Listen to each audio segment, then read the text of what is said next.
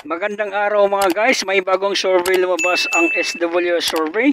Survey conducted from March 15 to 20 na may 1,800 na lumahok.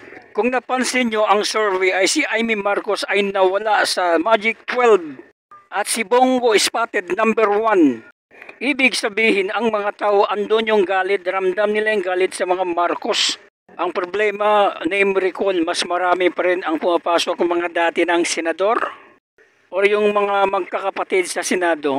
Kung gusto po natin magbago, suportahan po natin ang mga PDP laban sa senador. Para hindi ma-impeach si VP Sara, kung 3 oras pa lang ang nakalipas, Social Weather Station, the Strat-based SWS March 15 to 20, 2025 National Survey contain a question sponsored by Strat-based Consultancy on voter preference for senators.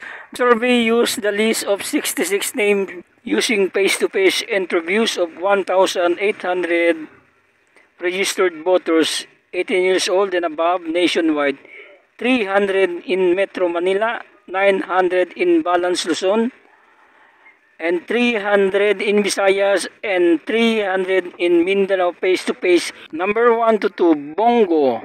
Number 1 to 2, Erwin Tulfo. Number 3 to 4, Ben Tulfo. Number 3 to 4, Tito Soto. Number 5, Lito Lapid. Number 6, Bong Revilla Jr. Number 7 to 8, Pia Cayetano. Number 7 to 8, Ping Lacson. Number 9, Bato de la Rosa. Number 10, Willie Revillame. Number 11 to 13, Abib Binay. Number 11 to 13, Manny Pacquiao and Camille Villar. Number 16 si Amy Marcos, number 17 si Philip Salvador at number 21 si Marcoleta.